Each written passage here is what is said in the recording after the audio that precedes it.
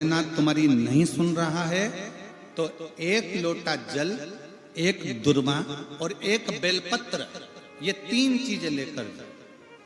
क्या क्या ले जाना है जम के बोलो जरा। एक लोटा जल, एक जम के दुर्वा और एक बेलपत्र, तीन चीजें लेकर जाओ। और तीन चीजों को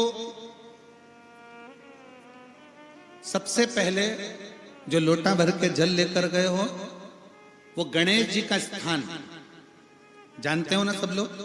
अशोक सुंदरी के पास में जो गणेश जी का स्थान है, जैसे ये जलाधारी है, ये शिवलिंग है, बीच में अशोक सुंदरी है, ये गणेश जी का, थोड़ा रिटर्न बढ़ाओ बेटा, ये गणेश जी का स्थान है, ये षडानंद कार्तिकेय का स्थान है। समझना जरा अच्छे से समझ लीजिएगा। शिवलिंग, जलाधारी, अशोक सुंदरी, गणेश जी, कार्तिक। एक लोटा जल जब चढ़ाओ तो पहले गणेश जी का स्थान, फिर कटी भाग, फिर शिवलिंग। समझ में आ गया? गणेश जी का स्थान, कटी भाग, जलाधारी, फिर शिवलिंग। दुर्वा गणेश जी के स्थान पर समर्पित कर दो और बेलपत्री अशोक सुंदरी वाली जगह पर समर्पित कर दो। ये तीन चीजें अगर आप महादेव हो तो देवाधिदेव महादेव आपकी मन की कामना पूर्ण जरूर करते हैं, ये निश्चित। कोई पैसे नहीं दे रहा, अवश्य करें। कोई धन नहीं लौटा रहा, अवश्य करें। कहीं किसी कंपनी में आपका पैसा उलझ गया है, नहीं मिल रहा है, अवश्य करें, मिलेगा फल। लाखों रुपए डूब रहे हैं, एक बार करने में क्या जाता है, निकल आएगा पैसा। काम ना कर कर कर। रविवार की अगर प्रदोष पड़ जाए, कौन से दिन? रविवार की प्रदोष के दिन ये प्रयोग अवश्य कर कर देखिएगा। ज्यादा बार नहीं करना है, केवल एक ही बार करना, बाबा उस स्वयं कृपा करेगा। अगर आपको लगे कि मैंने व्यापार बदल लिया, एक बार बदला, कई लोग ऐसे भी होते हैं जो पैसा इकट्ठा करते हैं, धन एकत्रित करते हैं, और कोई व्यापार ऐसा कर लेते हैं जिस व्यापार में धन चले जाता है तो वो धन वापिस नहीं आता महाराज, वो व्यापार का धन वापिस नहीं आ पाता। तो बड़े दुखी होता है कि भाई मेरा गया हुआ पैसा नहीं आ रहा, मैं बड़ा कष्ट में हूं, मेरा खुद का ही आ जाए ना तो मैं निहाल हो जाऊं, मेरा अपना ही नहीं आ रहा जो गया हुआ है, तो मैं क्या वर्णन करूं, उसको क्या कहूं। व्यापार बदल कर देख लिए, धन भी हमारा कहीं डूब गया, आ नहीं रहा है, तो प्रयास करना। तीन स्थान पर चढ़ाई गई बेलपत्र हमें सुख का अनुभव करा देती। बहुत ध्यान लगाइए। पहला, अशोक सुंदरी की जगह। अब ये बेलपत्र जब भी आप चढ़ाएंगे तो रविवार की अगर प्रदोष पड़ जाए, कौन से दिन? रविवार की प्रदोष के दिन ये प्रयोग अवश्य कर कर देखिएगा। ज्यादा बार नहीं करना है, केवल एक ही बार करना, बाबा उस स्वयं कृपा करेगा। अपने मंदिर में, अर्थात अपने घर के पास कोई मंदिर हो, शिवालय हो, देवालय हो, जहां शंकर भगवान विराजमान हो, शिवलिंग हो, ऐसी जगह पर अवश्य करें। हमें कहीं दूर जाकर ये प्रयोग नहीं करना है, अपने अपने शिवालय, अपने जो घर के आसपास में शिवालय हो वो। एक बेलपत्र अशोक सुंदरी वाली जगह। अब उसको अशोक सुंदरी की जगह पर भी चढ़ाने का तरीका क्या है? जब हम बेलपत्र चढ़ाएंगे तो उस बेलपत्र को चढ़ाते समय आपकी जो बेलपत्र की डंडी है, वो बेलपत्र, रविवार प्रदोष के दिन का ये उपाय है महाराज, ये बेलपत्र की जो डंडी है, इस डंडी का भाग शिवलिंग की ओर होना चाहिए। ये जो डंडी है, इसका भाग अशोक सुंदरी पर जब चढ़ाएंगे तो शिवलिंग की ओर इसका भाग होगा महाराज। दूसरी, बेलपत्र को जब हम समर्पित करेंगे, जया, विषहरा, शामरीबारी, दौतली, देव। मान लो जलाधारी ऊपर नहीं है शंकर जी के, तो उसका स्मरण कर कर, पांचों कन्याओं का नाम लेकर, जया, विषहरा, शामलीबारी, दौतली, देव, इनका स्मरण कर कर शंकर भगवान के शिवलिंग पर बेलपत्र रखेंगे। बेलपत्र कहां रखना है? आप अगर यहां बैठे हो तो आपके विपरीत में डंडी का मुख होना चाहिए। ये बेलपत्र की जो डंडी है इसका मुख आपके विपरीत में हो। आप यहां बैठे हो तो डंडी उधर होगी, आप इधर बैठे हो तो डंडी का मुख इधर होगा, आप उधर बैठे हो तो डंडी का मुख इधर होगा। आपके ठीक विपरीत की ओर डंडी का मुख हो। ये दो जगह बेलपत्र समर्पित करने के बाद तृतीय बेलपत्र शिवलिंग की जो जलाधारी है, जहां पर भगवान शंकर का शिवलिंग रखा है, वहां स्पर्श कराकर, केवल छुआना है, स्पर्श कराकर बेलपत्री के पेड़ के नीचे ही कोई कंकर हो, कोई शंकर हो या कोई मिट्टी का ढेला हो, नी हो, तो वहीं मिट्टी को थोड़ी सी ऊंची कर कर एक बेलपत्र बैठकर इस बेलपत्री की डंडी जड़ की ओर, मतलब जो वृक्ष होता है उस ओर इस डंडी का मुख होना चाहिए। ये 3 रविवार के प्रदोष के दिन शंकर भगवान पर चढ़ाई गई बेलपत्र से हमारा गया हुआ धन भी पुनः आने का रहता है और हमारा जो व्यापार बार बार बंद हो रहा है, शिव की कृपा से एक बार चालू तो चालू हो ही जाता है। दुनिया में जाकर बोलिया है, जगह जगह जाकर प्रार्थना कर ली, निवेदन कर लिया, तो भी तुम्हारा अगर कोई काम ना बने तब एक काम जरूर करना, एक बेलपत्र, एक शमी पत्र, एक कनेर का फूल देवाधिदेव महादेव को प्रत्येक प्रदोष के दिन शिवजी को जल चढ़ाकर समर्पित करना प्रारंभ कर दो। 2 या 3 प्रदोष निकलेगी, मेरा देवाधिदेव महादेव तुम्हारी झोली खुशी। देखिए, अगर प्रदोष का व्रत नहीं कर सकते, प्रदोष के दिन आप व्रत नहीं कर सकते, मान लो आपसे भूखा नहीं रहा जाए, प्रदोष का व्रत नहीं कर सकते, प्रदोष के दिन आप भूखे नहीं रह सकते, मंदिर भी नहीं जा सकते, दिया भी नहीं लगा सकते,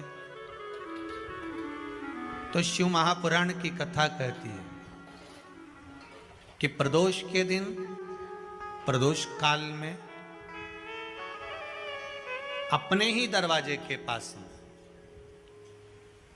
देवाधिदेव महादेव का स्मरण कर कर लक्ष्मी की वृद्धि के लिए, कार्य सिद्धि के लिए, संपदा को प्राप्त करने के लिए आप अपने ही दरवाजे के पास में एक दीप लगा सकते हो। कौन से दिन? प्रदोष के। एक बात और अच्छे से समझ लीजिए, जो बच्चे चिड़चिड़े होते हैं, चाहे घर में बेटे हों, बहुएं हों, सास हो, ससुर हो, परिवार में छोटे छोटे बच्चे हों, चिड़चिड़ प्रवृत्ति करते हों या चिड़चिड़ा स्वभाव हो, जरा जरा सी बात में क्रोध आ जाता हो, बोलने का भान नहीं रह पाता हो, शब्दों के बाण चलते हों, तो महाराज प्रदोष के दिन, प्रदोष काल में बेलपत्री के पेड़ के नीचे एक, जो पत्ता आपके पास में हो, पान का मिल जाए तो पान का, पीपल का मिल जाए तो पीपल का, बेलपत्र का मिल जाए तो बेलपत्र का, उस पत्ते पर मात्र थोड़ा सा शहद और 7 दाने चावल के रखकर घी का दिया लगा दो महाराज, और थोड़ा सा जल हाथ की अंजलि में लेकर भगवान देवाधिदेव महादेव का स्मरण कर कर कि इस बेलपत्री के वृक्ष के नीचे माता लक्ष्मी, पार्वती, सरस्वती विराजमान है। इसी बेलपत्री के पेड़ के नीचे मेरे देवाधिदेव महादेव का 12 ज्योतिर्लिंग का स्वरूप प्रकट है। उनका स्मरण कर कर जल चढ़ा दीजिए और उसका स्मरण कर लो जो चिड़चिड़ प्रवृत्ति करता हो, क्रोध करता हो, जिसको बोलने का भान नहीं होता हो, सम्मान नहीं देता हो, अपशब्द कहते हो, उनका स्मरण कर कर आप छोड़ेंगे। एकदम एक प्रदोष करेंगे, दूसरे प्रदोष तक तो आपको कोई दिक्कत ही नहीं होगी। 2-3 प्रदोष कर कर देखिए, बाबा कृपा करें। बच्चों को पढ़ने का कह रहे हो, पढ़ने बैठो, पढ़ने बैठो, पढ़ने बैठो, पढ़ने बैठो, तो एक आध प्रयास बच्चों के लिए भी कर लिया करो कि भाई ठीक है, बच्चे लोग विद्या में प्रबल होंगे।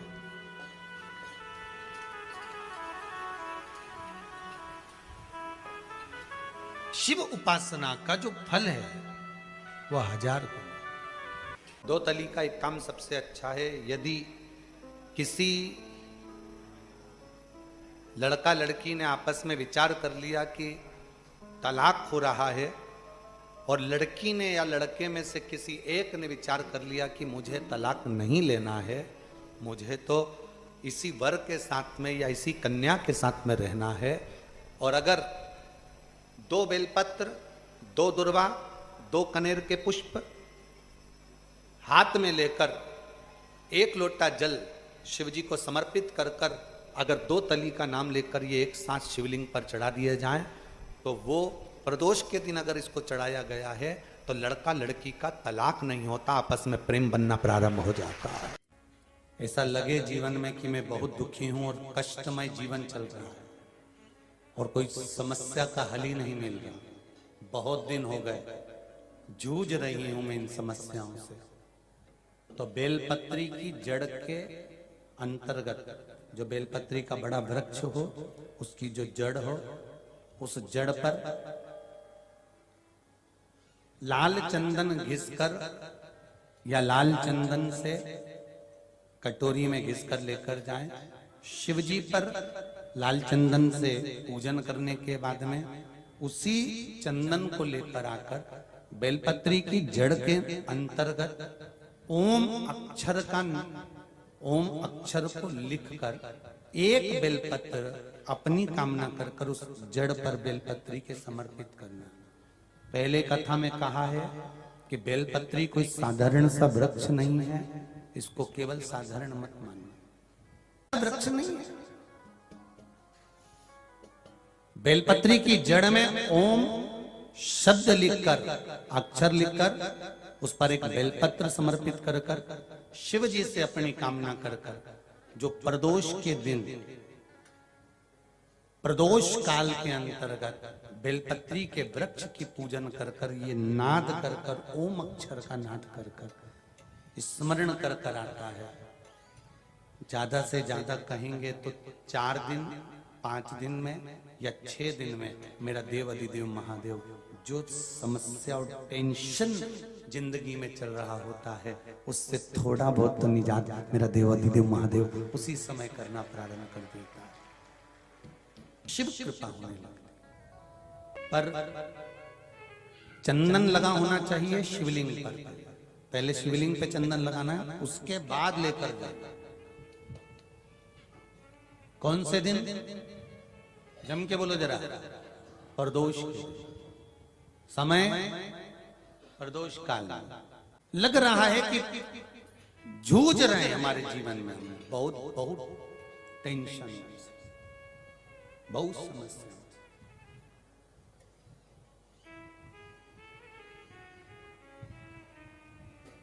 तब ओम अक्षर का नाद मूल होना चाहिए। आप में से कितने लोग शिव मंदिर जाते हैं? सभी लोग जाते हैं ना। तो शंकर जी के मंदिर जाते हैं तो आप जब वापिस लौट कर आते हैं तो नंदी के कान में, जब हम नंदी से कुछ कहते हैं, आप लोग जब वापिस लौट कर आते होंगे तो नंदी से कहकर आते होंगे ना कुछ लोग। तो जब हम नंदी से कुछ कहकर आते हैं, आपने देखा होगा कई लोग नंदी के कान में कुछ कहते हैं, फिर नंदी का जो सींग होता है उस सींग के बीच में से शिवलिंग का दर्शन करते हैं। तो नंदी को जब कोई बात कही जाती है, नंदी से जब कुछ कहा जाता है कि हमारी बात शिवजी तक पहुंचाना, तो उसमें सबसे पहला अगर नाद करा जाता है नंदी के कानों में तो ओम का नाद करा जाता है। आप सीधे जाकर अगर कहेंगे नंदी को कि हमारी ये बात है, आप वहां तक पहुंचा देना, तो नंदी उस बात को कहे चाहे नहीं कहे, पर जब आप नंदी के कान में ओम कहने के बाद में अपने हृदय की बात कहते हैं, तो जैसे एक पत्र आपने भेजा और पत्र को तुमने लिफाफे के अंदर रख दिया, रखने के बाद में तुमने एड्रेस भी लिख दिया, समझ लेना बहुत अच्छे से। एड्रेस लिखने के बाद में तुमने अपना मोबाइल नंबर भी लिख दिया, सब कुछ कंप्लीट कर दिया।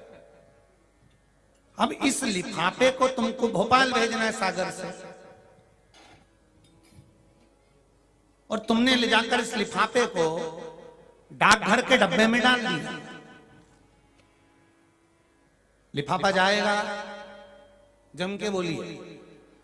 एड्रेस पूरा लिखा है, पीछे तुम्हारा नाम भी लिखा है, मोबाइल नंबर भी लिखा है, सब कुछ लिख दिया, पर लिफाफा जाएगा नहीं। क्यों नहीं जाएगा? क्योंकि उस पे टिकट चिपका नहीं है। 15 पैसे का, 10 पैसे का, 25 पैसे का, या 1 रुपए का, या 2 रुपए का, उस पे अगर कोई टिकट चिपका होता फिर आप उसको डालते तो जाता कि नहीं जाता? चले जाता। ये ओम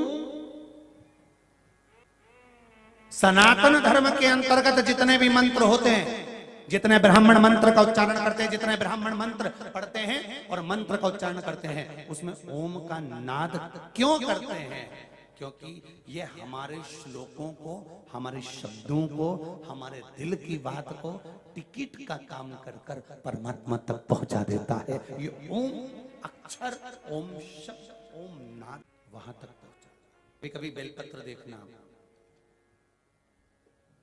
जब बेलपत्र आप समर्पित करते हैं तो ऊपर वाली जो पत्ती होती है उस पे ओम लिखते हो। कई किसी किसी को लिखते हुए देखा होगा, चंदन से, पीले चंदन से, लाल चंदन से। सबसे मूल 3 पत्तियों में बीच वाली जो पत्ती उस पे ओम लिख दिया, फिर इधर वाली में लिख दिया नमः, इधर वाले में लिख दिया शिवाय। कभी आपने देखा कि इधर वाली पत्ती में ओम लिखा हो, इधर में नमः लिख दिया हो, इधर में शिवाय लिख दिया हो? नहीं, लिखने वाला लिखेगा, क्योंकि जो विद्वान होता है, चतुर होता है, जिसमें विद्वत्ता होती है, वो सबसे ऊपर वाली पत्ती में ही ओम लिखेगा, क्योंकि उसको मालूम है ये ब्रह्मा है, ये विष्णु है और ऊपर शिव है। इन दोनों का समावेश ओम में है, इसलिए वो सबसे पहली पत्ती में ओम ही लिखता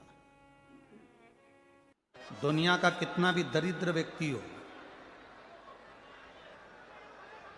चाहे दुनिया का कोई व्यक्ति ऐसा हो जिसका कभी व्यापार चलता ही नहीं हो, उसने 50 बार बदल के देख लिया, फैक्ट्री चली नहीं रही, जिस काम को करने के लिए जाते हैं वो काम टल जाता है, आज की जगह कल, कल की जगह परसों, परसों की जगह नरसों, काम होता ही नहीं। बेटा बेटी का संबंध करने जा रहे हैं पर हो ही नहीं रहा।